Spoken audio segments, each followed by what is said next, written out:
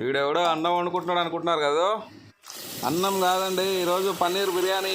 ముందైతే 1.5 గ్లాసు బియ్యం తీసుకొని కడుక్కొని పక్కన పెట్టుకుందాం. ఇప్పుడు టమాటా ముక్కలు, ఆనియన్స్, పన్నీర్ ముక్కలు, మసాలాలు అన్నీ రెడీ చేసి పెట్టుకున్నాం అనమాట. చూడండి, ఇట్లా అన్నీ రెడీ చేసుకొని పెట్టుకున్న తర్వాత ఇప్పుడు ఏం చేద్దామంటే మనం వాటర్ తీసుకొని ఇప్పుడైతే ఆ బియ్యంలో 2 గ్లాసులు నీళ్ళు పోసుకొని నానబెట్టుకున్నాం. తర్వాత ఇప్పుడు వచ్చిందండి అసలు మ్యాటర్ ఏంటంటే, ఇప్పుడు ఈ గిన్నె కొత్త గిన్నె అనమాట. ఈ కొత్త గిన్నె ఓపెన్ చేయడానికి ఇప్పుడు మనం బిర్యానీ చేయాల్సి వచ్చింది ఈరోజు. చూద్దాం, ఈ కొత్త గిన్నె ఓపెన్ చేసి ముందు దీని సంగతి ఏందో చూద్దాం. దీంట్లో కొత్త గంట ఒకటి ఇచ్చాడు. ఓకే, ఓపెన్ చేసాం. ఓపెన్ చేసి ప్లాస్టిక్ ఇది పలచగానే ఉంది గంటే. ఈ గిన్నెలో బిర్యానీ వండటం కోసం ఇవాళ పన్నీర్ తీసుకొచ్చి బిర్యానీ స్టిక్కర్ పీకింది. స్టిక్కర్ పీకి ఒక్కసారి ఈ గిన్నెను అయితే ఇప్పుడు కడుగుదాం. ఫస్ట్ కడిగి పక్కన పెట్టుకొని దీని సంగతి ఏందో చూద్దాం. గిన్నె అయితే మంచిగానే ఉంది. స్టవ్ వెలిగించుకున్నాం.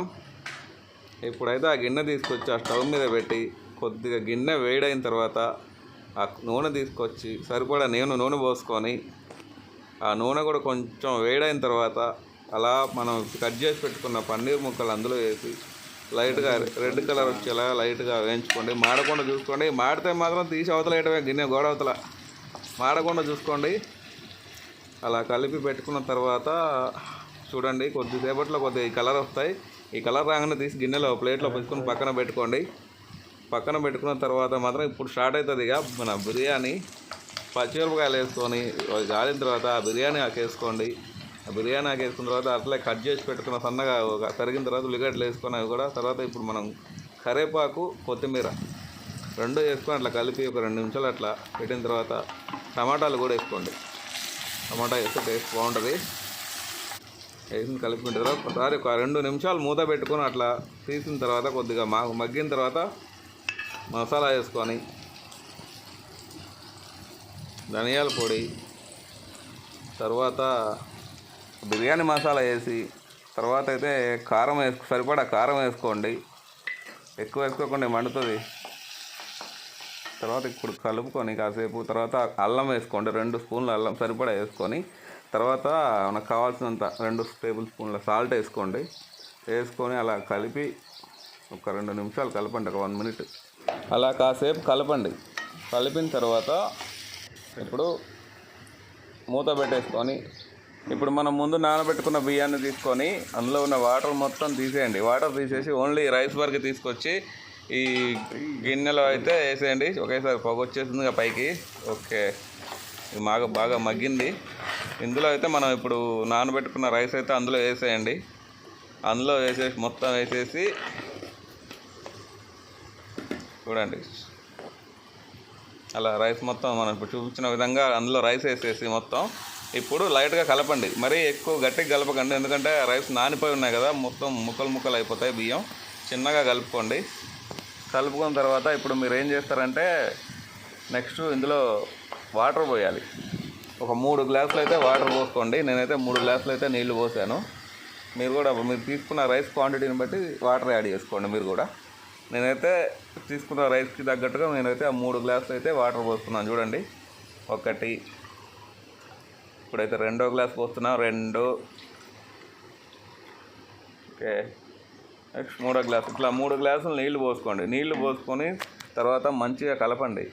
లైట్గా, మరీ గట్టిగా కాకుండా లైట్గా కలపండి. ఆ మసాలా మొత్తం అట్లా రైస్కి పట్టేలాగా కలపండి. అట్లా ఒక 2 సార్లు అట్లా కలిపి తర్వాత ఏం చేస్తారంటే మీరు ఇప్పుడు మనం ముందుగా ఫ్రై చేసుకొని వేయించుకుంటాం కదా, అవి పన్నీర్ ముక్కలు అయితే అందులో వేసేసుకోండి. మొత్తం వేసుకొని మళ్ళీ ఒక్కసారి కలపండి. అంతే, అట్లా కలిపి ఓకే రైట్. అట్లా కలిపిన తర్వాత ఏమైందంటే మంచిగా ముక్కలకు అన్నిటికీ పడుతుంది మంచిగా మసాలా.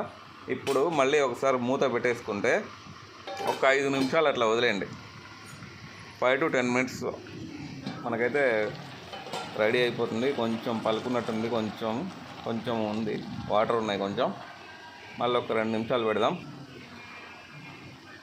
ఒక 2 నిమిషాలు పొయ్యి మీద పెట్టేసి కొంచెం లో ఫ్లేమ్లో పెట్టుకోండి, హై పెట్టకండి, ఎందుకంటే అడుగు మాడిపోతుంది.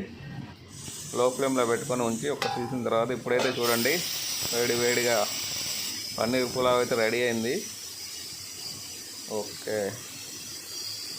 ఓకే అండి, మొత్తం రెడీ అయింది, చూస్తున్నారు కదా. గుమగుమలు అయితే బాగా మామూలుగా లేవు. స్మెల్ అయితే మంచి స్మెల్ వస్తుంది. ఇప్పుడైతే మనం టేస్ట్ చేద్దాం చిన్న పీస్ తీసుకొని పన్నీర్. ఓకే, బాగుందండి, మంచిగా ఉంది, ఉడికింది. మసాలా ఉప్పు కారం కూడా బాగానే సరిపోయినాయి. ఇప్పుడైతే టేస్ట్ చేయడానికైతే మనం ప్లేట్లో పెట్టుకుంటున్నాను. ఆకలి కూడా అవుతుంది, టైం ఇప్పటికే 2 అయింది. తిందాం ఒకసారి, తిని చూసి ఎలా ఉందో. స్మెల్ అయితే చాలా బాగుంది, టేస్ట్ కూడా చూసి చేద్దాం ఒకసారి. ఆనియన్స్ పెట్టుకున్నాను, లెమన్ పెట్టుకున్నాను. ఇట్లా ఆనియన్ తీసుకొని 2 డ్రాప్స్ లెమన్ వేసుకొని బాగుందండి, చాలా బాగుంది.